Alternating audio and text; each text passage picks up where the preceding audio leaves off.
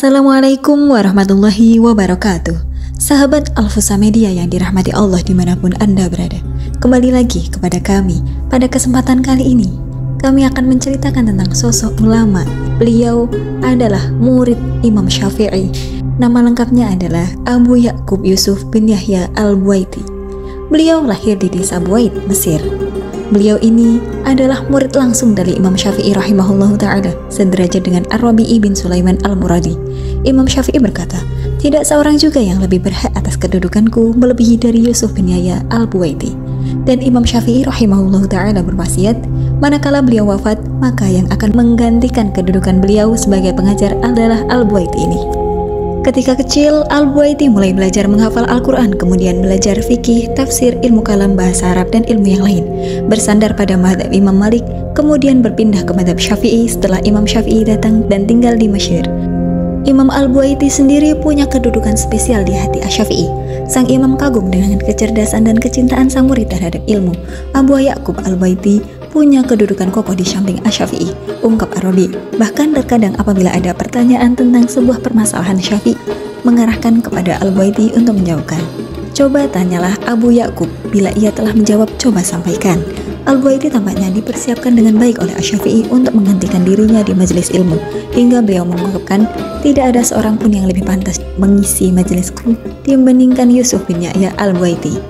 Imam Al-Buwaiti dikenal fasih dalam bertutur kata, gamblang penjelasannya, dan lantang membela kebenaran. Dan Imam Asy-Syafi'i sendiri mengakui bahwa Abu Ya'qub atau Al-Buwaiti ini adalah juru bicaraku. Rabi' bin Sulaiman mengatakan, Al-Buwaiti senantiasa menggerakkan bibirnya untuk berzikir kepada Allah, dan tidak ada yang kulihat lebih hebat dalam berhujah dengan kitabullah dari Abu Ya'qub Al-Buwaiti. Kisah fitnah Al-Buwaiti. Abu Laits Al-Hanafi iri dengan pangkat dan derajat Imam Al-Buwaiti dalam madhab Syafi'i, maka dia melaporkan kepada Khalifah Al-Watsik, dan ketika itu sedang terjadi fitnah khawal Quran. Abu Laits ingin menjebak Al-Buwaiti dengan pertanyaan seputar halqul Quran. Pertanyaan ini memang diujikan kepada semua ulama kala itu. Bagi yang tidak setuju dengan penguasa akan dipenjara. Tatkala kota Baghdad jatuh dalam cengkraman kelompok faham Mu'tazilah, mereka menjabarkan doktrin bahwa Al-Quran adalah makhluk yang menyiksa dengan kejam bagi siapa saja yang berselisih paham dengan mereka. Banyak ulama Baghdad yang menyerah dan terpaksa mengatakan bahwa Al-Quran adalah makhluk sebab tak kuasa menerima siksaan tersebut. Abu Bakar Asy-Syamsi sebagai hakim tertinggi kaum Mu'tazilah menyurati Hakim Agung Ahmad bin Abi Dawud untuk menangkap Al-Buwaiti. Imam Al-Buwaiti menegaskan kepada gubernur Mesir, pengikutku berjumlah ratusan ribu. Sesaatlah mereka, jika aku berpura-pura hanya agar selamat dari siksa, maka dibelenggulah Imam Al-Buwaiti dan digiring ke Baghdad. Gubernur Mesir Al-Watsik Billah yang sangat menghormati Al-Buwaiti hanya dapat berpangku tangan melihat kembali kejadian yang pernah menimpa Imam Ahmad bin Hanbal hingga merenggut nyawanya atas Imam Al-Buwaiti.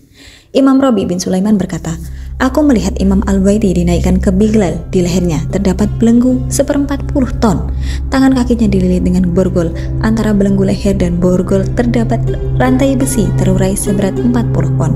Di saat itu Imam Al-Buwaiti berkata, Allah ciptakan makhluknya dengan berfirman kun, maka terjadilah. Seandainya firman kun ini makhluk, berarti Khalik menciptakan makhluk yang akan menciptakan makhluk lagi. Andai aku bertemu Al-Watsik, akan aku sampaikan ini padanya. Allahu Akbar. Para pembaca sekalian, inilah akhlak utama yang harus kita ikuti. Tidak takut dalam membela kebenaran sekalipun takut ke penguasa. Jalan mana yang ingin kalian ikuti? Justru karena ucapan tersebut, Imam Al-Buwaiti dihalang-halangi agar tidak berjumpa dengan Al-Watsik Billah. Salah seorang pengawal Mu'tazilah mencatat ucapan dan hujah beliau, kemudian melaporkannya kepada Hakim Agung Ahmad bin Abi Dawud. Ia pun kaget mengetahui betapa cerdas Imam Al-Buwaiti ini hingga mampu merubah faham Mu'tazilah hanya dengan beberapa kalimat. Maka Ahmad bin Abi Dawud semakin menghalangi Imam Al-Buwaiti untuk berjumpa Al-Watsik Billah.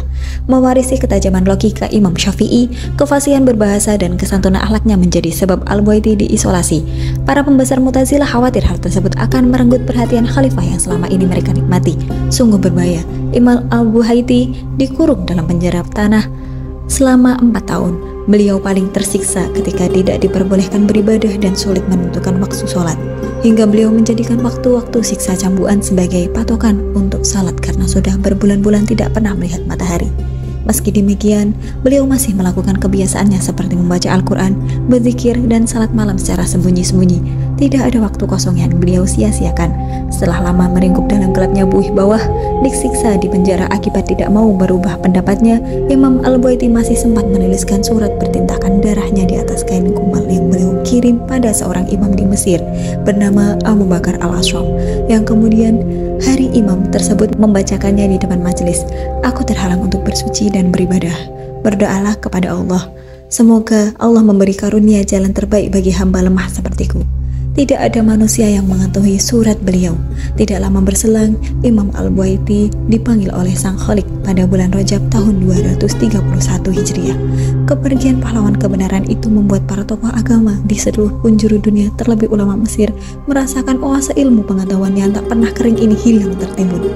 Dan benarlah firasat Imam Asy-Syafi'i tentang murid-muridnya yang beliau ungkapkan ketika masih hidup.